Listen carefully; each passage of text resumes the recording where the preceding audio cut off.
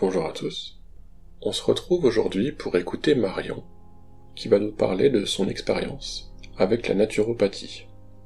J'ai choisi d'en parler parce que mon regard sur le sujet a évolué au fil des dernières années. Et d'en parler avec Marion parce qu'elle fait partie des personnes qui m'ont aidé à aller au-delà d'une posture assez rigide, de débunker un peu paranoïaque, qui se méfie par principe de tout ce qui sort des conventions. Parce qu'après tout, c'est vrai que c'est assez naturel pour le cerveau humain de se méfier a priori de ce qu'on connaît pas. Alors pour en savoir un petit peu plus, je vous propose de l'écouter parler de ce qu'elle considère comme un art de vivre, et de découvrir ce que ça a pu apporter dans sa vie, dans celle des autres, et donc, pourquoi pas, ce que ça pourrait aussi apporter dans la vôtre. Coucou Marion, je suis très content de pouvoir t'écouter aujourd'hui. Est-ce que tout va bien pour toi? Ça va. Alors, est-ce que tu as envie de te présenter, ou est-ce que tu veux que moi je parle juste de pourquoi j'ai envie de t'écouter? Bonjour Robin. Merci de m'accueillir dans ton podcast. Vas-y, je t'écoute. Alors, la raison pour laquelle je veux t'écouter, c'est parce que l'un de tes domaines de compétences est un domaine que moi j'ai longtemps appréhendé d'un peu de loin, avec mépris et avec une certaine forme de condescendance. Et que plus je t'écoute me parler de ce que tu sais, plus je trouve qu'en fait c'est vachement intéressant et que ça m'aide à aborder les choses sous un autre angle que ce dont j'ai l'habitude. Et en fait, je me rends compte que là où je me nourris de ce que t'as à m'apprendre, c'est à partir du moment où j'arrête de t'écouter pour juste te répondre, en ping-pong, mais où en fait je commence à t'écouter pour juste me connecter à ce que tu dis, et me connecter à la cohérence de ce que t'as à expliquer. Donc j'ai quelques questions à te poser pour pouvoir me nourrir de ce que t'as dans la tête. Première question du coup. Est-ce que tu pourrais me dire c'est quoi pour toi la naturopathie? Un art de vivre. Merci, c'est fini pour moi. Voilà, tout simplement, un art de vivre. Un art de vivre. Parce que du coup c'est un art de vivre, c'est pas un truc qui se fait naturellement? C'est quelque chose qui s'apprend, en tout cas qui se découvre. Pour moi, ça se découvre. C'est en nous. Mais avec des connaissances, avec de la pratique, avec de l'expérimentation, on va découvrir cet art de vivre-là, qui a un but de prendre soin de nous, de soi. Ok. Un peu comme si il y avait des choses qui étaient naturellement présentes en nous, mais qui étaient peut-être sous-exploitées, qui étaient peut-être en dormance, en latence, et qu'il s'agissait d'acquérir des connaissances, etc., pour pouvoir tirer le plein potentiel de notre corps, un truc comme ça? Oui. Après, c'est aussi mon approche à moi, c'est d'aller de la connaissance et après de la pratique. Il y a peut-être d'autres personnes qui vont expérimenter plus intuitivement. Moi, c'est par la connaissance, c'est par la compréhension du corps aussi, et en général, la physiologie en général, cette compréhension me permet de comprendre comment moi je fonctionne et d'ajuster. Parce qu'on fonctionne pas tous pareil? Je ne pense pas. Non. Qu'est-ce que t'as appris sur toi et sur ton corps via la naturopathie que tu savais pas avant et qui a eu un impact dans ta vie aujourd'hui? J'ai pas d'exemple du jour au lendemain. Ok. Mais j'ai des prises de conscience de choses que je connaissais déjà, j'ai l'impression. Des prises de conscience, tu veux dire t'as accédé à une dimension supplémentaire dans la compréhension de ce truc-là, dans l'intégration? Ouais. Et là, par exemple, ce qui me vient, quand j'ai commencé ma formation de naturo, je venais de passer beaucoup de temps en ville, et notamment dans un travail où j'étais tout le temps derrière l'ordinateur. Et de passer de ce travail-là à la formation de naturopathie, où on parle du corps, où on parle de comment fonctionne le corps, j'ai eu un sentiment très étrange les premières semaines de reconnexion à mon corps.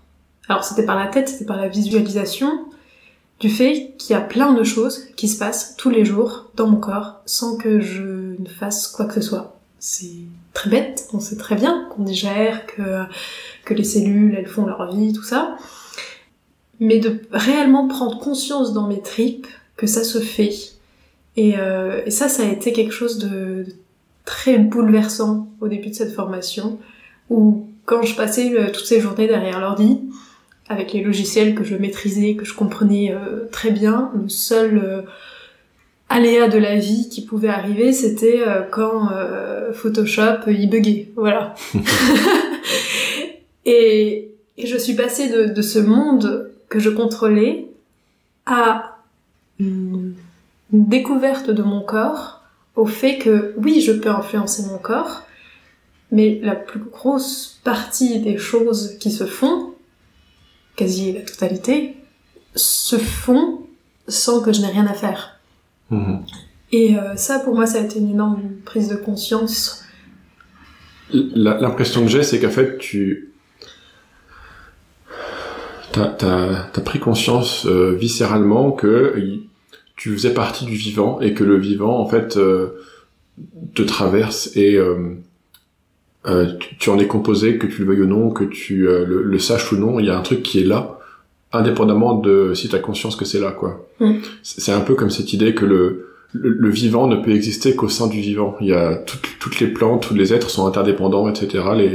Les animaux mangent des plantes qui elles-mêmes se nourrissent de trucs, etc. Il y a une sorte de cycle. Oui. Et cette idée le cycle de la vie, voilà, c'est très théorique, c'est très beau quand on regarde Le Roi Lion, mais quand on expérimente directement qu'on fait partie de ces cycles, qu'en fait en nous il y a tout un écosystème, en fait que le corps humain est un écosystème hyper complexe. Moi, ce qui m'a mindfuck, c'est le jour où j'ai appris qu'il y avait plus de bactéries dans le corps humain que de cellules. Moi, je m'en remets pas de ce truc-là. Je me dis, mais en fait, je ne suis pas un être individuel, indivisible, je suis un ensemble de molécules qui sont agencées et qui fonctionnent de façon merveilleusement complexe. Et il y a des processus, un peu comme la fermentation, comme la cicatrisation, etc., qui ont lieu, qui ont des effets vertueux, etc., mais même si je ne suis pas au courant, quoi.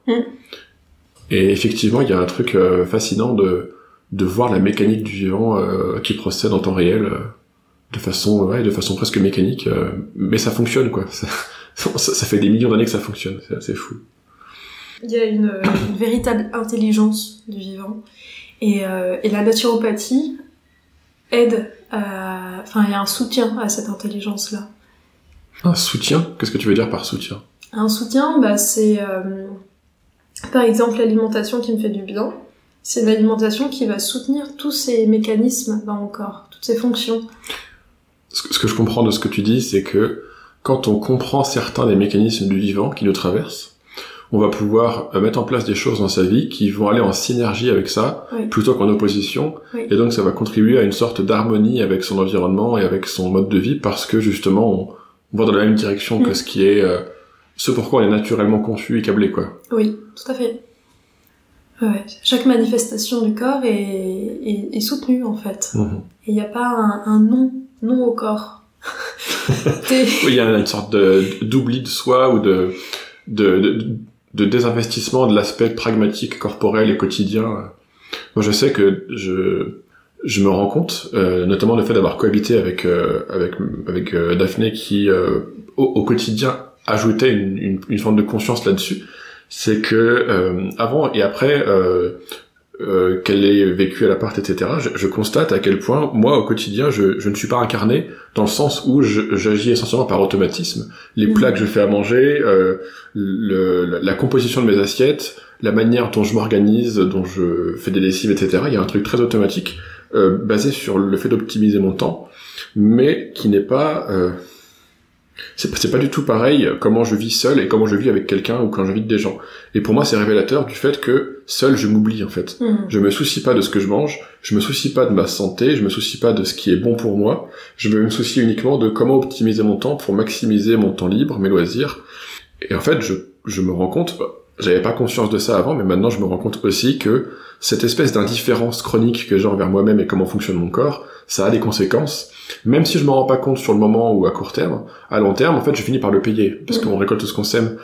Et qu'en fait, je vois, par exemple, depuis le Covid, je vois que le mode de vie sédentaire que j'ai, les conséquences, c'est que j'ai pris 10 kilos, j'ai pris du poids, que du coup, peut-être mon endurance, ma capacité à endurer un effort physique Quand je fais des montées en montagne, c'est détérioré parce que du coup mes muscles peut-être se sont atrophiés, mon cœur est moins puissant qu'avant parce que je suis moins actif physiquement. Et il y a plein de trucs comme ça. Ma façon de digérer, elle est impactée aussi par certains aliments, etc., transformés que je prends. En fait, je me rends compte que je me tire des balles dans le pied sur le long terme et le très long terme, sans forcément m'en rendre compte à court terme parce que je peux fonctionner comme ça. Ça fonctionne, mais ça a un prix en fait. Et ce prix, je le paierai plus tard.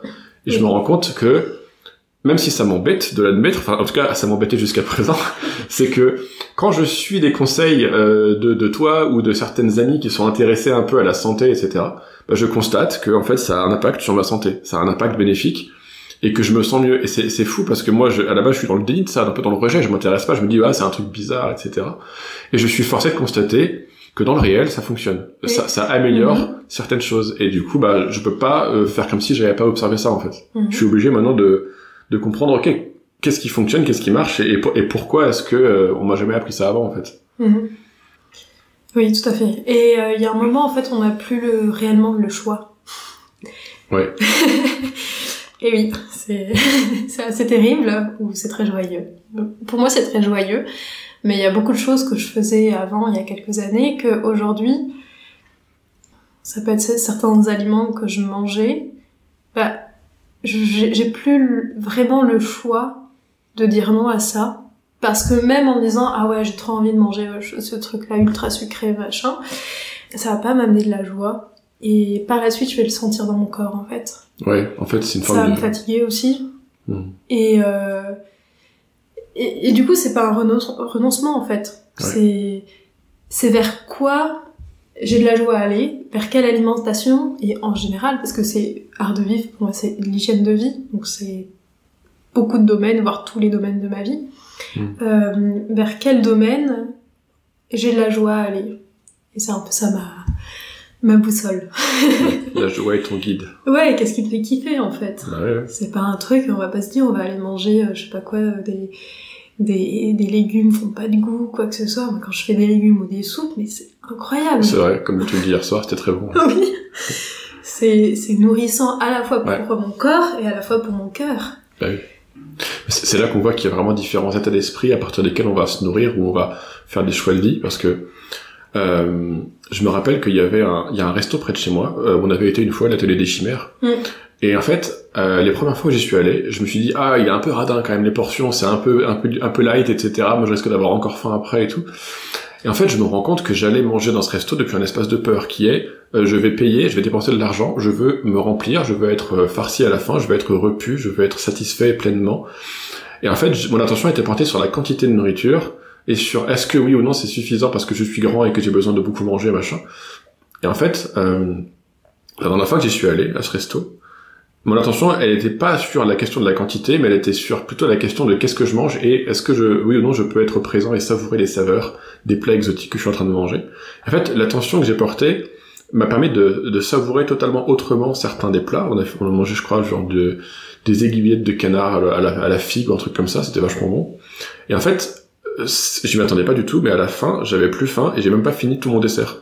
Alors que les quantités sont les mêmes que d'habitude, c'est juste que l'attention que j'ai mis dans ce que je mangeais était différente, la présence, et du coup ça m'a rempli d'une autre manière, je sais pas comment expliquer, mais ça a fait que j'étais pleinement satisfait et j'ai eu un sentiment d'abondance et de générosité que j'avais pas eu avant parce que justement je mangeais depuis un vide à remplir en fait. Et là je mangeais depuis une forme de célébration j'invite des amis que j'aime bien et du coup on va profiter de ce repas ensemble. Et c'était vachement agréable en fait d'expérimenter cette qualité des ingrédients que j'avais pas forcément vu autant auparavant parce que justement j'étais trop dans cette crainte de est-ce qu'il y aura assez, est-ce qu'il y aura pas assez. Et c'est un peu comme un certain resto gastronomique, etc. où c'est pas flunch quoi, c'est pas un fast food, mais par contre l'élaboration des saveurs, etc. ça vient nourrir quelque chose sur un plan émotionnel ou je sais pas trop quoi. Mais en tout cas j'ai plus cette espèce de tension, cette peur de manquer, qui fait que je peux beaucoup plus qu'avant profiter de certains aliments, certains plats. Et justement, il y a cette joie qui est, je mange un truc qui est bon pour moi aussi, en fait, qui a été travaillé, qui a été élaboré, pas uniquement pour me nourrir, mais aussi pour que je prenne du plaisir, aussi pour que ce soit beau et que ça, voilà, qu'il y a un truc un peu artistique, esthétique là-dedans, quoi. Carrément. Et c'est pour ça aussi que je voulais poser la deuxième question qui est, est-ce qu'on pourrait pas parler parfois de naturothérapie plutôt qu'une naturopathie, parce que j'ai l'impression que dans cette approche-là, cette façon de penser sa vie au quotidien, il y a une dimension un peu thérapeutique qui est, on va venir prendre soin, on va venir, nous rendre la vie plus belle, quoi. C'est pas juste régler des problèmes, c'est aussi enrichir. Je sais pas ce que t'en penses. Ça reste un mot. Comme la naturopathie reste un mot. Ouais. Ou la naturopathie, en fait, elle est tellement liée au vécu des personnes, à la philosophie de vie. Alors oui, il y a des grands principes de naturopathie, et encore, ça évolue au fur et à mesure des années. La naturopathie d'aujourd'hui, que je vois chez mes collègues, n'est pas la naturopathie d'il y a 30 ans, par exemple. Et du coup, naturothérapie, oui, si ce mot te parle, je suis pas spécialement attaché au mot. Ouais. Non. En fait, moi, j'aime bien ce mot. Peut-être c'est juste, c'est pas rationnel, hein, c'est émotionnel. C'est parce que l'autre jour, j'ai assisté à une conférence d'un mec à la clinique qui installe des jardins thérapeutiques dans les cliniques, etc., qui permet de végétaliser un peu les établissements pour les rendre un peu plus agréables et confortables, etc., pour les patients et les soignants. Et en fait, il abordait un concept qu'il appelait la biophilie, je crois, cette idée que la nature, le contact à la nature aurait quelque chose de bénéfique pour la santé mentale. Il citait des auteurs, je sais plus, c'était un nom scandinave ou des Pays-Bas, je crois. Et c'était assez intéressant cette idée que en fait le contact du corps humain avec certaines molécules odorantes, certaines huiles essentielles qui sont naturellement produites par des plantes, par des arbres, etc., ça aurait des vertus bénéfiques à certains endroits pour la santé, pour le bien-être des humains. Et du coup, de ce point de vue-là, j'ai une sorte d'affection à l'idée d'investir la vie quotidienne, les rythmes, le contact à la nature comme quelque chose qui participerait d'une forme d'hygiène, une forme de thérapie. Enfin, après, toi, tu parles d'art de vivre, ça se recoupe. Hein, Oui, une thérapie, c'est de se sentir mieux.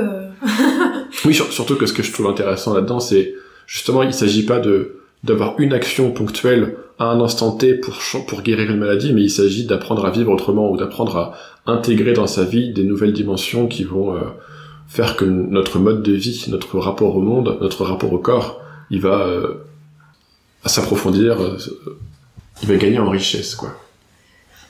Oui, ce qui fait que la question de la maladie n'est finalement pas centrale dans la naturopathie, en fait. Et c'est souvent ça qui va amener les personnes à s'y intéresser, et s'intéresser à leur hygiène de vie, à leur quotidien. Tu veux dire souvent ça? C'est souvent la maladie qui amène les gens à s'intéresser? Oui, okay. À leur hygiène de vie. Ouais. Oui, il y a un côté où tant que ça roule, tant que ça va, on continue. Parce que c'est un changement, c'est aussi un investissement à la fois qui peut être financier, mais plutôt un investissement... Changer des habitudes, quoi. Oui. Et donc c'est ça le coût, ça peut être justement le coût de changer des comportements, de mettre en place des choses, de modifier par exemple la façon de faire ses courses, la façon de cuisiner. Et effectivement, ça peut avoir un coût en termes de changement d'automatisme, en fait. Parce qu'on doit réapprendre un peu à vivre, peut-être, ou en tout cas, apprendre à vivre autrement.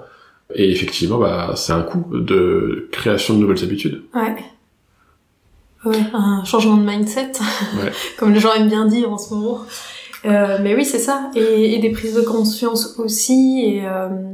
Et au final, c'est quelque chose... Moi, par exemple, la naturo, j'y suis allée sur 2 axes principaux. C'est les troubles digestifs et le stress. Et aujourd'hui, les troubles digestifs, j'en ai très très rarement. Parce que je sais agir sur ces troubles-là avec des piliers qui me soutiennent. Mais ces piliers-là, je les investis pas seulement au moment où j'ai mal au ventre, c'est tous les jours en fait.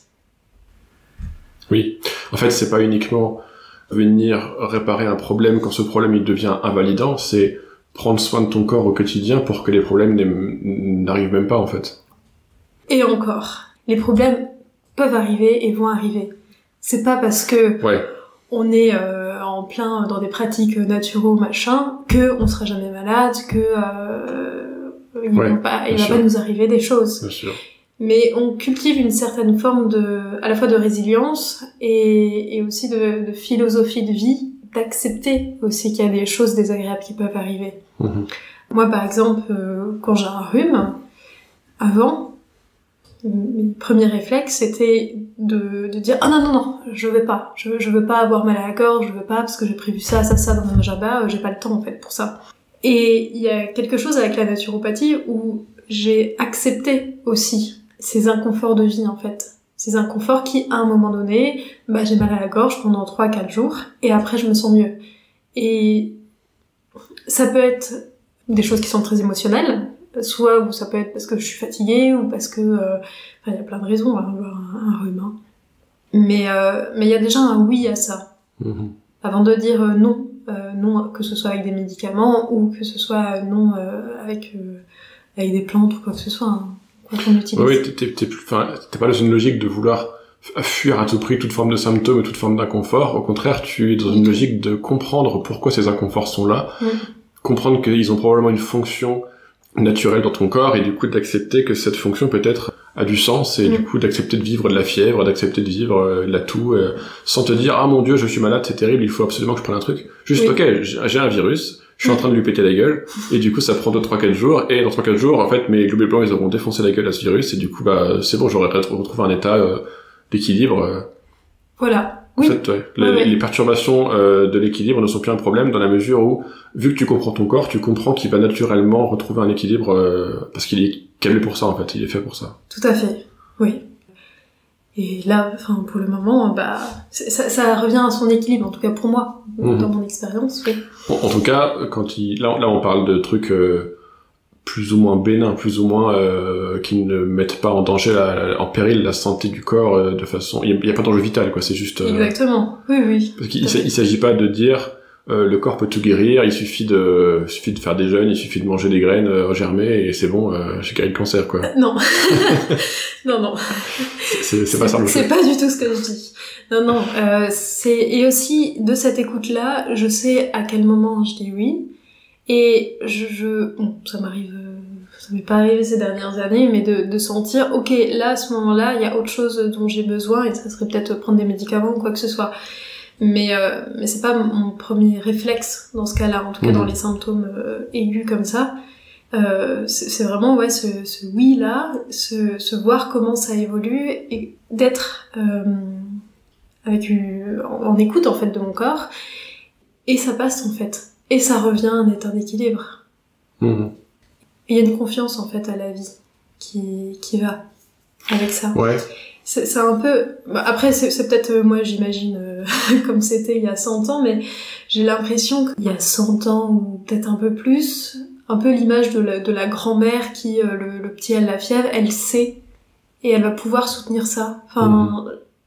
J'ai cette sensation qu'on avait, cette connaissance, et cette non-inquiétude tout de suite. En fait, ça me ramène au fait que on est tous un peu différents, on n'a pas les mêmes seuils, les mêmes sensibilités, les mêmes capacités de gestion de l'inconfort, etc. Il y a quelques années, il me semble que, quand il y avait des personnes à l'hôpital qui étaient sous morphine, en fait, il y avait une sorte de dose standard qui était prescrite à toutes les personnes, peu importe leur gabarit, leur taille, leur âge, etc. Enfin, je schématise un peu, mais... Et il y a cette idée qu'au bout d'un moment, en fait, on s'est rendu compte qu'on pouvait donner aux gens une sorte de bouton qui fait que quand ils appuient dessus, ça donne une dose de morphine et qu'en fait, ils vont adapter leur dose de morphine en fonction de leur capacité de gérer l'inconfort. Et on s'est rendu compte qu'il y avait beaucoup de gens, en fait, qui prenaient moins de morphine que ce qu'ils pouvaient prendre et ce qui était prescrit, parce qu'en fait, ils en avaient pas besoin. Même s'il y avait de l'inconfort, c'était supportable. Alors qu'il y en a d'autres, ils vont appuyer plus, et du coup, ils supporteront pas. Mais du coup, on peut adapter les quantités en fonction des besoins et du vécu subjectif de la personne. De la même manière, moi, quand je me suis fait opérer de mon pied, etc., ils m'ont prescrit du tramadol. Et en fait, j'avais 3 boîtes de tramadol pour 3 semaines. En fait, j'en ai pris le premier jour, le deuxième jour. Moi, j'en ai pas pris. J'avais mal un peu, mais c'était pas grave, c'était pas dérangeant. J'avais le droit d'avoir mal, ça me dérangeait pas d'avoir mal aux pieds, en fait. Et du coup, j'ai des boîtes de tramadol chez moi qui se sont accumulées parce que justement, j'ai été opéré plusieurs fois et que ces traitements, j'en avais pas besoin, en fait. Mais je les avais quand même, si j'avais envie. Et donc, ce qui est intéressant là-dedans, c'est que plutôt que d'imposer aux gens une dose standard, universelle et décorrélée de la réalité, on personnalise un peu le truc et on laisse aux gens la liberté de prendre ce qui est bon pour eux, ce dont ils ont besoin, mais sans leur imposer un truc standardisé, quoi. C'est un peu comme les médicaments si besoin en psychiatrie. C'est si vous n'arrivez pas à gérer, vous avez ce truc-là en urgence, mais si vous arrivez à gérer, le prenez pas, c'est aussi bien, quoi. Et donc on laisse aux gens une marge de manœuvre pour personnaliser un peu leur prise en charge, quoi. Oui, tout à fait. Ouais. Et d'avoir, dans le cas pour les médicaments avec les médecins, que le médecin soit là en soutien aussi et puisse conseiller, mais que les personnes se prennent en charge elles-mêmes, en fait. Oui, que de redéléguer toute leur santé, tout, à d'autres personnes qui ne sont pas elles, en fait, qui ont des connaissances, qui sont très pointues dans leur domaine, qui savent des choses, mais ce ne sont pas elles. Et après, voilà, je vais pas parler plus des médecins parce que c'est leur domaine, mais en tout cas dans l'hygiène de vie, je suis assez épatée. Mais les personnes que j'ai en consultation, elles savent en fait ce dont elles ont besoin. On sait très bien. Ouais, en fait, souvent on sait mais on le fait pas, quoi. On le fait pas. Ouais. Et du coup, je me retrouve à reformuler et on me dit ah oui, c'est ça. Mais c'est ce que vous venez de dire en fait. je fais juste que redire. Je sais pas, ça peut être j'ai besoin de manger plus tel aliment ou j'ai besoin de faire plus de sport, tout ça. Et il y a ce côté de j'arrive pas à faire ça, et le fait d'en discuter avec quelqu'un d'autre, il y a une motivation qui se fait. Oui, ça peut créer un levier, ouais. Voilà, tout à fait. Donc après j'apporte d'autres choses, mais c'est sûr qu'il y a la quasi-totalité. Mais quelque part, le fait que tu leur reformules, etc., ça leur fait aussi miroir et ça les aide à se voir eux-mêmes et justement à voir qu'ils le savent déjà et qu'en fait il n'y a plus qu'à agir parce que les connaissances ils l'ont déjà. Oui. Et du coup peut-être qu'ils ont besoin de ça pour découvrir qu'en fait les informations ne sont qu'une première étape et qu'après il y a l'action, quoi. Ah oui. Et oui, et la naturo c'est vraiment un truc d'action qui est fascinante parce que c'est une pratique fascinante parce qu'on va au contact du concret, en fait. C'est pas juste des connaissances mentales, c'est réellement du vécu. Bah oui. C'est ça qu'il y a une dimension que j'observe aussi qui est basée beaucoup sur l'écoute, la compréhension de l'impact de ce qu'on fait, de ce qu'on mange sur la réalité de sa santé. Parce que on n'a pas tous les mêmes réactions aux mêmes aliments, au même mode de vie, etc. Typiquement, il y a des gens, ils vont faire du sport, ça va leur donner envie de vomir, et ils vont vomir 2 heures après parce que du coup, ils se seront poussés trop loin. Il y a des gens, au contraire, ils ont besoin, limite, d'aller jusqu'à avoir mal pour avoir le sentiment de s'être défoulé. Il y a des gens, et si on leur donne des œufs, ils vont vomir ou ils vont avoir des boutons. D'autres, au contraire, ça va leur faire beaucoup de bien. Et en fait, il n'y a pas de règle universalisable. Ça dépend de la biologie de chaque corps, ça dépend de plein de paramètres. Ouais, complètement. Et du coup, ça amène un peu de complexité et surtout ça amène à, je crois, développer une forme de curiosité en fait, qui est partir à la découverte de comment son corps fonctionne, son corps à soi, et pas juste le corps humain théorique en général. Oui, tout à fait, bien sûr. C'est une rencontre avec soi, et c'est fascinant. Ouais, ça contribue à une forme d'harmonie à soi, dans la relation à soi, dans ce qu'on va mettre dans son corps, ce qu'on va faire, etc. Parce que justement, on va avoir davantage de clarté sur ce dont on a besoin dans le réel et pas besoin en théorie en tant qu'être humain, quoi. Tout à fait, et ça rejoint tout à fait cette idée de non-choix. Oui. C'est que c'est un peu comme si on était au début une grosse pierre brute et qu'on s'affinait au fur et à mesure, mais en taillant, en fait, la sculpture à l'intérieur, elle est déjà construite. Du coup, on va la découvrir. On va faire, ah oui, moi je fonctionne comme ça, je suis comme ça, moi cet aliment-là, ça me fait du bien, pas toi, mais moi oui. Oui, en fait, tu vas affiner, on va découvrir la sculpture qui était déjà présente dans la pierre, simplement en retirant tout ce qui n'est pas la sculpture. Et du coup, on va éliminer des hypothèses qui sont fausses pour ne garder que ce qui, concrètement, dans le réel, fonctionne, quoi. Construire une carte de nous-mêmes qui prenne du feedback dans le réel. Ok. J'ai une autre question pour approfondir aussi, c'est est-ce que tu pourrais me dire en quoi est-ce que la naturopathie c'est quelque chose qui va venir en complément de la médecine conventionnelle? En quoi est-ce que ça ne s'exclut pas, ça ne s'oppose pas, mais au contraire ça peut entre guillemets marcher dans la même direction? Et bah dans cette idée d'art de vivre, dans le fait que c'est une pratique, la naturopathie, mais c'est un ensemble de pratiques qui s'inscrit dans le quotidien. Alors que la médecine conventionnelle, c'est pas réellement un art de vivre. On est malade et on va aller voir un médecin qui va nous rediriger pour faire des analyses, tout ce qu'il faut. Voilà. Mais c'est pas un lifestyle en fait. Ouais, effectivement, on va pas chez le médecin toutes les semaines. En théorie, c'est pas censé être... Oui, c'est une médecine qui est de l'urgence et qui est précieuse dans le cas de l'urgence. Mais dans la vie de tous les jours, on a quelques inconforts au niveau du ventre, bon ça va, oui, allons chez le médecin pour voir s'il y a quelque chose qu'on peut diagnostiquer, très bien. Mais c'est pas ça qui va faire... En tout cas, pour moi, c'est pas la médecine conventionnelle qui me donne de la joie dans ma vie. C'est pas quand j'avais 16 ans et que je prenais un Doliprane parce que j'avais mal à la tête que ça m'épanouissait. Alors que la naturopathie, c'est un chemin de vie. C'est quelque chose qui m'épanouit. Donc en fait, on parle pas vraiment de la même chose d'une certaine manière. C'est vrai. Ça, toujours, je regarde à mon pied parce que c'est un truc où j'ai été beaucoup confronté à la chirurgie par le passé et donc à la médecine d'urgence, comme tu dis. Mais en fait, j'ai été opéré 4 fois d'ongles incarnés au niveau de mes gros orteils, au niveau de mes pieds. J'ai été emmerdé pendant des années par rapport à ça parce que en fait, je me disais ça va guérir tout seul, et en fait, ça cicatrisait pas jusqu'à ce que je me fasse opérer parce que justement, il y avait une infection chronique, etc. Et en fait, je me suis rendu compte que ce que ça m'a apporté aussi, en fait, la médecine, la chirurgie m'a permis d'être opéré de mon ongle et du coup de permettre une cicatrisation et du coup que l'ongle puisse repousser autrement, et ça c'est super parce que sinon je serais peut-être encore emmerdé par rapport à ça. Mais ce que ça m'a appris aussi, c'était que la médecine, la chirurgie n'allait pas résoudre tous mes problèmes et qu'en fait ce qu'il fallait aussi que je comprenne, c'est pourquoi est-ce que mes ongles s'incarnent, comment ça se fait. Et en fait depuis j'ai compris que c'était probablement lié aussi au fait que je porte des chaussures fermées et la manière dont je les porte, la pointure que je choisissais, en fait, appuyait probablement trop sur mes ongles des gros orteils. Et du coup, depuis, bien sûr, il y a des opérations qui ont eu cet impact-là, mais en fait, j'ai été opéré 4 fois. Pourquoi? Parce que mes ongles se sont parfois réincarnés.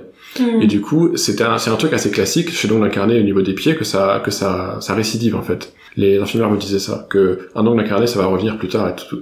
Et en fait, ce que j'ai fait, c'est que j'ai réfléchi à pourquoi mes ongles s'incarnent, et en fait, maintenant, ma façon de mettre mes chaussures est différente. Je prends une pointure au-dessus, je mets des sandales autant que possible l'été et l'automne, etc. Et du coup, en fait, j'ai appris à faire gaffe aussi quand je me coupe les ongles, comment je me coupe les ongles, comment je m'y prends, etc. Et en fait, je prends en compte le fonctionnement de mon corps, c'est-à-dire la tendance des ongles à pousser d'une certaine façon et à s'incarner potentiellement quand ils sont dans telle direction. Et en fait, j'ai appris au quotidien, jusqu'à la fin de ma vie, à prendre en compte les besoins de mes ongles et les besoins de mon corps pour ne pas s'incarner, en fait. C'est marrant, d'ailleurs. Quand on y pense. Mais bon. En tout cas, j'ai plus d'ongles incarnés, ça fait des années que j'ai plus de problème avec ça. Même si des fois j'ai un peu peur parce que je me dis peut-être ça peut machin. Mais en fait, je constate que je peux mettre n'importe quel type de chaussure tant que je prends une pointure au-dessus, tant que je fais gaffe et que je prends soin de mes ongles quand je les coupe. Tout va bien en fait. Et ça, c'est comment tu l'as su? De quoi? C'est toi qui as su? Comme tu dis, j'ai été obligé, j'avais plus le choix. Parce que j'en avais marre de me faire opérer, j'ai été opéré 4 fois, et donc je me suis dit, mais j'ai pas envie de me faire opérer 10 fois.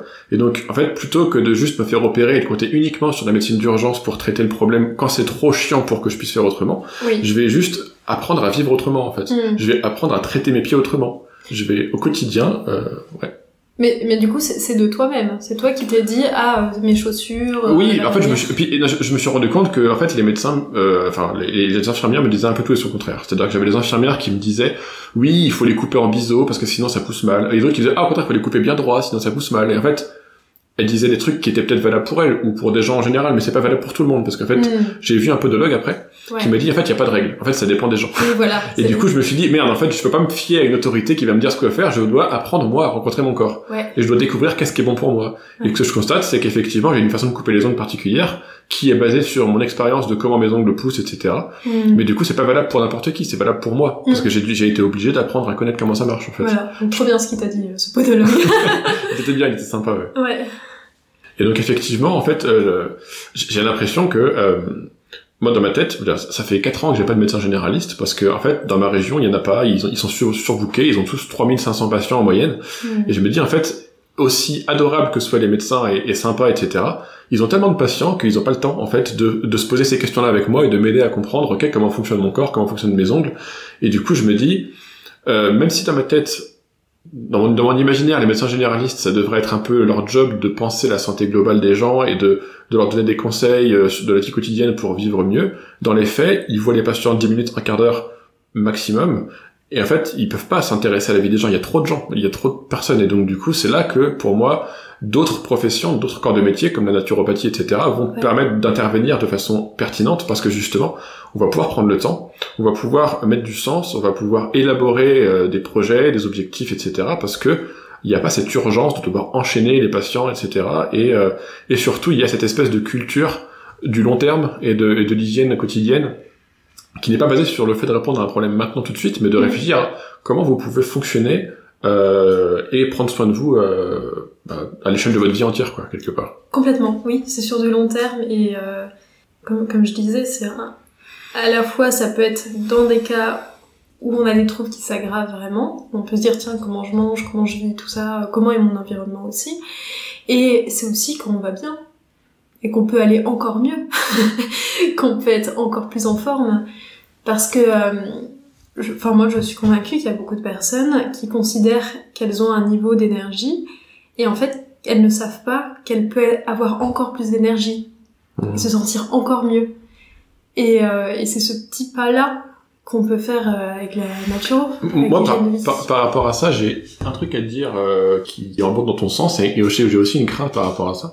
Premièrement, ce que je trouve intéressant, je repense à une phrase d'Eric Emmanuel Schmitt dans sa vidéo sur sa vision de l'amour sur YouTube, où il dit qu'on est souvent injuste avec son corps. On s'intéresse à son corps que quand il dysfonctionne, que quand on a un problème de santé, mais justement on oublie son corps quand ça va bien en fait. Ouais. Et il y a une sorte d'injustice là-dedans qui est que justement on ne célèbre pas ce qui fonctionne. Et je trouve que c'est intéressant, c'est agréable aussi de prendre le temps parfois de célébrer ce qui fonctionne. Oui. Par exemple, là tu vois, moi je me suis brûlé il y a 2 jours, et du coup j'avais mal à la main toute la journée parce que j'étais cramé au niveau des doigts.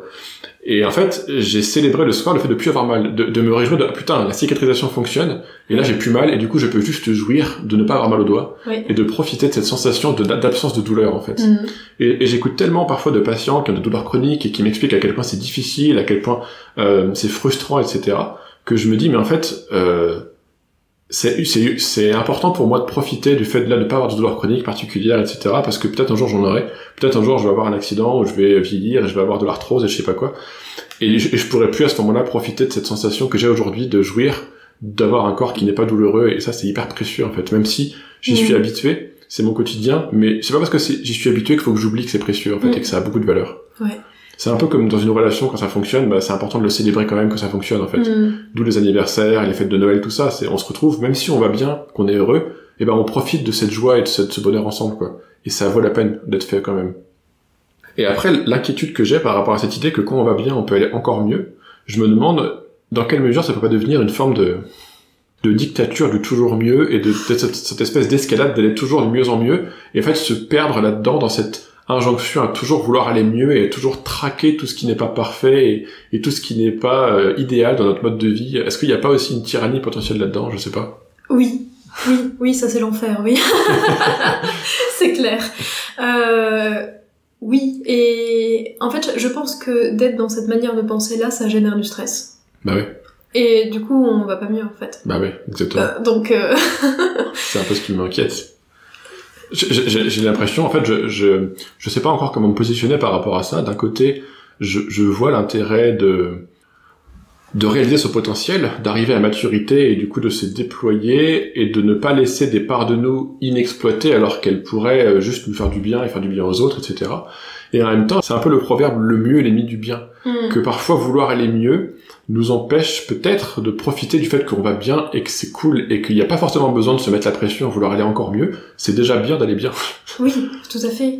Mais le mieux, par exemple, ça peut être se dire je vais me coucher tôt parce que je suis vraiment très fatiguée, parce que ça fait 2 semaines que je me couche tard, et en fait, au lieu d'attendre cet endroit-là, de se dire je vais prendre soin de moi à ce moment-là parce que je suis très fatiguée, c'est tous les jours je suis fatiguée donc je vais aller me coucher. Mais c'est pas forcément sur cet exemple-là, pas forcément attendre d'être épuisé pour prendre soin de son sommeil. Oui, c'est ça. Donc à la fois on pourrait passer 3 soirées en se couchant à 3h du matin, on pourrait passer ces soirées-là, ou se dire ok, je suis pas en état d'épuisement, mais là c'est le moment de dormir. Et du coup, tout simplement, aller se coucher. Ouais, ne pas attendre que l'interrupteur s'éteigne mais juste sentir qu'on s'approche d'une limite tranquillement et ne pas avoir besoin d'aller au bout de la limite pour pouvoir commencer à prendre soin. Ouais. Genre, si je prends la métaphore d'une voiture et du réservoir d'essence, pas attendre d'être sur la réserve pour remettre de l'essence, quoi. Oui, c'est ça. Et juste avoir plus de confort. Oui, il reste 2 bars, allez hop, je vais pomper l'essence, tout à fait. Une pensée pour mon père qui me reproche souvent d'être sur la réserve. Oh non. C'est ça, où je dis qu'il y a le un petit peu mieux, parce que sinon on peut rester souvent dans des états de oui, je suis un peu fatiguée, je suis pas, voilà, un peu bof, et en fait prendre en charge ça tout de suite, s'écouter à ce moment-là et agir, que d'être raplapla et faire et tomber malade. C'est à ce moment-là où t'es vraiment super fatigué, t'as un bon gros rhume qui t'oblige à dormir et à rester au lit. Oui, en fait, c'est de ne pas gaspiller ses réserves inutilement. Ouais. Par exemple, on sait très bien qu'il y a des choses qu'on peut manger ou des choses qu'on peut faire qui vont avoir un coût. On va avoir un prix à payer.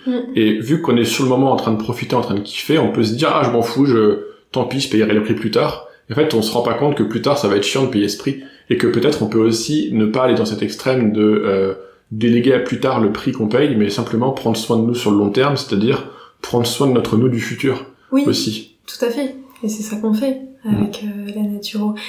Mais sur le côté, c'est intéressant, ce truc, je kiffe, je mange un truc qui est pas censé être healthy, machin, mais je kiffe ma vie avec mes amis. Et là, il y a un facteur joie qui s'y met. Et pour moi, c'est ok, en fait, de manger un aliment que je mange pas tous les jours. Ouais. Mais à ce moment-là, du fait que je suis nourrie de ce moment, je vais mieux le digérer. Et ça se passe. ça me fait penser un peu à le système nerveux parasympathique, il favorise la digestion. Oui. Et du coup, quand on est en train de vivre de la joie et de la connexion avec des gens, en fait, on active le système parasympathique. Oui, et du coup, ça a aussi un impact sur la digestion qui est purement physiologique, en fait. Oui. Mais c'est pragmatiquement, c'est comme ça que le cerveau marche. Bien sûr, oui. Donc, effectivement, c'est cool. C'est intéressant de se dire que pas besoin d'être un peu rigide et dogmatique sur ce qu'on fait, etc. Le corps, il est aussi capable d'absorber une certaine dose de déchets ou de trucs qui sont pas forcément sains. Et le but est aussi d'être suffisamment en bonne santé pour pouvoir intégrer cette part-là de choses qui sont pas forcément très saines, parce qu'en fait, être en bonne santé, c'est pouvoir aussi encaisser une certaine partie d'inconfort et de... Exactement. Ouais. Et c'est valable pour le stress aussi, que si toute notre journée c'est que stress, en fait, on n'a pas des périodes de repos. Mais par contre, si on a une large, 80% de repos et 20% de périodes stressantes, et ben on va pouvoir la digérer, on va pouvoir l'amortir, l'absorber, quoi. Ouais, exactement. Donc oui, non, je prône pas du tout l'extrême de bannissez tous les aliments. Oui, c'est clair que, là, ça fait plusieurs jours que je suis chez vous et je trouve que c'est quand même hyper flexible. Enfin, je vois rien de particulièrement rigide dans ton façon de vivre. Enfin voilà, c'est plutôt chill en fait. Ouais. C'est juste que tu sais ce qui est bon pour toi et que tu fais des choix qui ont un impact, qui te rendent plus joyeuse et oui. C'est cool. Ouais. Et puis les aliments qui sont moins digestes pour moi, c'est des aliments que je vais vraiment manger dans des contextes de joie en fait. Même il y a un truc de manger pas dans la tristesse ou dans l'inquiétude, tout ça, parce que justement, avec ce système nerveux sympathique qui n'aide pas à la digestion quand on est très stressé, et c'est tout un environnement, et c'est vrai que avec la naturopathie, on va se questionner sur l'environnement de à la fois ce qu'on mange, mais à la fois où est-ce qu'on mange, et avec qui on mange aussi, ces questions-là. Ouais. Donc ça, c'est aussi un exemple global sur l'alimentation. Sur ce pilier-là, en tout cas. Ouais, ça me rappelle Trigger qui parlait de la différence entre l'alimentation de survie et l'alimentation de vie. Et depuis qu'il m'a parlé de ça, j'y pense régulièrement parce que, ne serait-ce que quand je compose une assiette, je me rends compte que c'est pas pareil de manger une assiette où juste une espèce de gros tas de nourriture un peu informe et une assiette qu'on a pris le temps d'agencer pour que esthétiquement elle ait quelque chose d'agréable à regarder. Ouais. Et du coup, c'est pas la même façon de manger, c'est pas le même contexte en fait du coup, et probablement que ça a un impact sur plein de trucs, pas forcément consciemment, mais je constate que c'est plus nourrissant, c'est plus agréable, c'est plus confortable. L'expérience du repas est pas la même quand on met une petite feuille de salade avec 2-3 petits notes piquants sur la salade, c'est rien, mais ça change l'expérience quoi. Oui, tout à fait. Et il y a tous des mécanismes qui se mettent en place avant même qu'on mange, quand on voit, quand on salive. Ouais, bien sûr. Qui vont aider à digérer par la suite. Est-ce qu'il y a autre chose que tu aimerais ajouter, que tu aimerais qu'on dise pour aujourd'hui, qui te paraîtrait intéressant, important? Ce qui me paraîtrait intéressant, on va parler de la joie, de cet art de vivre. Qu'est-ce qu'on peut attendre quand on va voir une naturopathe ou un naturopathe en consultation? Qu'est-ce qui peut se passer? Pourquoi est-ce qu'on irait voir une personne naturopathe? Pour se sentir mieux. Ok. Est-ce que c'est quand on se sent déjà bien qu'on veut se sentir mieux, ou on peut l'avoir ou le voir aussi quand on se sent pas bien? Quand on se sent pas bien, ouais, bien sûr. Et qu'est-ce qu'on peut en attendre? Ou qu'est-ce qu'on peut, je sais pas, à quoi ça peut ressembler? Alors les consultations en naturo, c'est une série très longue de questions pour pouvoir cerner la personne dans sa globalité. Donc c'est des questions sur comment elle vit, son environnement, si elle a des différents troubles. Et ensuite, suite à la consultation, on fait un plan avec des objectifs ou avec des conseils. C'est plutôt une mix de conseils avec des objectifs pour changer des habitudes dans le quotidien, ou soit enlever certaines habitudes ou déjà en rajouter des nouvelles qui font du bien. Et puis ça peut être pour avoir plus d'énergie, parce que moi ma spécialité c'est les troubles digestifs, donc c'est des personnes qui ont des troubles digestifs et qui ne savent pas quoi faire, qui ont vu des médecins et qui n'ont rien. Donc on est dans du fonctionnel, et où on leur a dit souvent, comme ça a été mon cas, c'est le stress. Bon courage. Quand tu dis fonctionnel, donc c'est lié au fonctionnement du corps. C'est ça. Les différents organes, tout ça. Ouais. Et avec une hygiène de vie adaptée, en fait, on va soutenir ces fonctions-là, tout simplement. D'accord. Donc si je comprends bien ce que tu viens de me dire, quand on va consulter une naturopathe, en gros, ce qui va se passer, c'est qu'on va avoir on va faire un tableau général de la situation, de où est-ce qu'on peut identifier des habitudes ou des fonctionnements qui peut-être viennent s'opposer au fonctionnement naturel du corps, ou viennent perturber des fonctions du corps humain. Et du coup, on va identifier derrière sur quel levier on peut s'appuyer, qu'est-ce qu'on peut mettre en place comme changement pour créer davantage d'harmonie entre les besoins du corps de la personne et son mode de vie, en fait. C'est ça? Ouais. Et donc, on va aider la personne à fluidifier un peu sa vie pour qu'elle se sente mieux, pour peut-être dénouer des tensions et des choses qui la font souffrir, en fait. Tout à fait. Sur l'hygiène de vie, donc l'alimentation, ça peut être aussi du mouvement, ça peut être tout le stress, avec comment on pourrait en parler longtemps du stress, mais comment être ami avec le stress, en fait.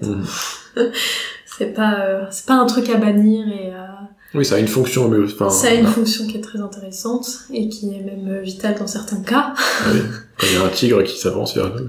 Oui, vaut mieux avoir du stress à ce moment-là. Et il y a cette intelligence-là qui va nous permettre de réagir. Après, souvent, dans la plupart des cas, c'est du stress chronique, en fait. Ouais, c'est ça qui gère des problèmes de santé, c'est le stress chronique. C'est sur le long terme. Mais c'est intéressant parce que, juste pour parler 2 secondes par rapport au stress, je me rappelle une personne que je connaissais à la fac qui détestait avoir un rhume, etc. Elle supportait pas, elle voulait absolument prendre des traitements sans ordonnance à la pharmacie pour supprimer les symptômes du rhume, du nez qui coule, tout ça. Et c'était aussi une personne qui avait beaucoup de mal à réguler son stress et qui détestait avoir du stress et qui savait pas le gérer, en fait. Ça lui faisait perdre ses moyens d'être stressé. Et je me rends compte que, justement, c'est une personne qui est en difficulté pour voir son stress de façon positive. Pour voir dans quelle mesure son stress est une adaptation au contexte, et ce stress est là pour prendre soin d'elle à sa façon. Le stress, c'est pas une tare, c'est pas un handicap en soi, c'est avant tout un mécanisme de survie du cerveau qui s'adapte au contexte parce qu'il a perçu un danger, parce qu'il a perçu quelque chose, et malheureusement, souvent, on est un peu conditionné à ne pas écouter ces signaux d'alarme, ces émotions, et c'est ce qui fait que le stress peut durer dans le temps parce qu'on ne changera pas le contexte qui génère ce stress. Oui. Et c'est ce qui fait qu'on va vivre des situations de harcèlement au travail, des situations de violence conjugale, et qu'on va rester dans le contexte, on va rester en relation, alors que tout notre corps nous dit mais barre-toi, c'est pas bon pour toi, en fait. Et peut-être qu'effectivement, apprendre à écouter le stress, ça va permettre d'apprendre à écouter le message derrière, en fait. Ouais. Et si on n'écoute pas, en fait, on sera obligé. Au bout d'un moment, ça aura des symptômes. Parce que, voilà, ça peut finir dans un burn-out. Ouais, bah ouais, Et là, on sera obligé de se dire, ah, je n'arrive plus à me lever de mon lit, ok. Il y a peut-être des choses à changer dans ma vie, en fait. C'est un peu comme quand on dit en CNV, le chacal se répète jusqu'à être entendu. Et en fait, une émotion qui n'est pas entendue dans son message, en fait, elle va se manifester de plus en plus intensément, jusqu'à générer un véritable handicap dans la vie de la personne, parce qu'au bout d'un moment, en fait, un besoin qui n'est pas satisfait, il va générer des gros problèmes, jusqu'à ce qu'il soit entendu et pris en compte, quoi. Ouais. Mais effectivement, c'est assez tragique de se dire que souvent, il y a des signaux d'alarme qui se manifestent, mais on les écoute pas jusqu'à se retrouver tellement en difficulté qu'on finit en arrêt maladie et la médecine du travail. Alors que peut-être, parfois, si on pouvait simplement prendre du feedback et comprendre comment ça fonctionne, qu'est-ce qui génère ce stress, etc., en discuter avec toi ou autre, ça permettrait peut-être de mettre en place des choses, de traduire un peu ces signaux d'alarme sous forme de messages qui ont du sens et qui permettent justement d'aller vers les objectifs, et du coup, on n'aurait pas forcément besoin d'aller jusqu'à une détresse qui nous empêche de travailler, qui nous empêche de vivre, en fait. Ouais, complètement.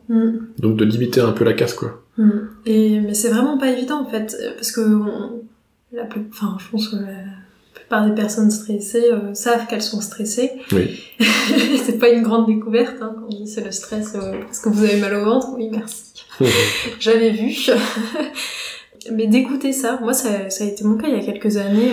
Pendant plus d'1 an, j'étais en permanence stressée, à tel point que sur le chemin de mon travail, j'expirais parce que j'en pouvais plus de ce stress. Et c'était une des manières à moi de gérer ça. J'avais horriblement mal au ventre pendant cette période-là. Et ce qui m'a arrêtée, c'est... j'avais déjà fait la démarche de changer cette situation-là, changer d'environnement de vie, mais j'avais tellement été imprégnée pendant tout ce temps de stress que j'ai eu un énorme Covid qui m'a mis raplapla pendant 2-3 mois. J'ai eu vraiment beaucoup de mal à reprendre mon énergie par la suite. Mais c'était pas le Covid, c'était parce que pendant des mois avant, j'étais dans... Tu vois, t'as déjà vu le château ambulant ? Je crois, oui, que je l'ai vu, avec Calcifer. Oui, c'est un gros château comme ça, avec des trucs, des cheminées, il y a de la fumée, ça pète dans tous les... J'avais l'impression d'être le château ambulant, quoi. Ah ouais. De stress. D'accord. Et en fait, cette maladie-là, qui m'a mis pendant une semaine, plus d'1 semaine et demie, j'étais dans mon lit, m'a mis un gros stop. Tu t'arrêtes maintenant, ça suffit. Le grand coup de pied aux fesses pour que je prenne soin de moi. Et en fait, pendant toute cette période-là, j'avais une petite voix qui me disait mais Marion, arrête, prends du temps pour faire autre chose, va en vacances où la vie est tranquille. Mais le peu de vacances que j'ai eu cette semaine, j'ai traversé la France, j'ai fait je sais pas combien, 5 villes en 1 semaine, parce que j'avais besoin de bouger aussi. Et tout ça m'a épuisée, et je comprends à quel point c'est difficile, même quand on sait qu'on est stressé, de prendre soin de soi, en fait, dans ces moments-là. Il y a vraiment un truc d'attendre le moment. Alors moi j'ai pas fait un burn-out, mais je commençais à avoir tous les symptômes qui m'indiquaient que si je continuais comme ça allait pas le faire du tout. Et après, ça a aussi coïncidé avec le début de ma formation de naturo, donc c'était plutôt chouette, parce que j'ai pu me reprendre en main à ce moment-là. Mais ouais, c'est pas évident. Mais c'est marrant parce qu'effectivement, dans ce que tu dis, il y a cette idée que là je suis stressé, mais bientôt je serai en vacances, bientôt ça ira mieux, etc. Et en fait, on repousse, on procrastine le fait de prendre soin de nous, quoi. Ouais. Alors qu'en soit, prendre soin de nous, ça devrait pas être un truc qu'on fait plus tard, c'est maintenant, c'est aujourd'hui. Oui. C'est là, maintenant, dans cette heure-là, dans cette minute, comment je peux prendre soin de moi, quoi. Ouais, bien sûr. Ouais, et puis souvent, les personnes qui sont très stressées, le moment où elles se reposent, donc elles ont leur semaine de vacances, ou leurs 2 semaines de vacances l'été, elles disent « Ah je suis tombée malade. Zut, pas de chance. » C'est vrai que ça m'est arrivé plein de fois. Ou à la clinique, comme ça, j'étais hyper stressé parce que j'avais beaucoup de travail, etc. Et comme par hasard, 1 semaine de vacances arrive, je passe la semaine à être malade, en fait. Voilà, oui. Parce que mon corps récupère et qu'il est en PLS et qu'il lâche prise parce qu'il n'y a plus besoin d'être en forme pour les patients, quoi. Exactement. il y a un truc qui fait pouf, c'est bon, je vais pouvoir tout lâcher. Grosse grippe à ce moment-là. Et c'est ça aussi que la nature m'apprend, c'est que là, quand j'ai eu ce Covid-là, ça m'est pas tombé comme ça du ciel. C'était pas pouf, Covid sur ma tête. C'est je comprends pourquoi est-ce que j'en suis là. Pourquoi est-ce que j'ai mis 2 mois à reprendre de l'énergie, et les premières semaines, j'avais un brouillard, j'allais à l'école, mais c'était vraiment pas fun du tout. Et j'étais pas là à accuser le Covid. Ça aurait pu être le Covid, une grippe ou quoi que ce soit, un rhume. Mais ça venait de tout ce temps-là où je n'ai pas pris soin de moi. Je me suis pas écoutée. Je me suis entendue, mais pas écoutée. Intéressant comme nuance, effectivement. Ouais. On peut entendre des messages et faire la sourde oreille. Ouais. Ne pas en tenir compte. Oui, parce que je savais. Donc c'était pas une surprise. Ouais. Au fond, on sait quoi. Ouais. Oui, on sait. Parfois, on a besoin juste d'un peu de soutien, d'un coup de pouce pour justement que cette connaissance, elle devienne autre chose que juste de la théorie, mais qu'elle devienne une pratique. Ouais. Oui, qu'elle s'incarne là, concrètement. Voilà, puis c'est comme ça qu'on vit une vie joyeuse et épanouissante. Ça m'a l'air d'être une bonne boussole, la joie, effectivement. Spinoza serait d'accord. Chouette. Bon, c'était un vrai plaisir de t'écouter. J'ai hâte que d'autres personnes puissent profiter de tout ce que tu as à dire, et je me réjouis à l'idée que tu puisses faire plus de contenu sur Internet et en présentiel. Merci Robin.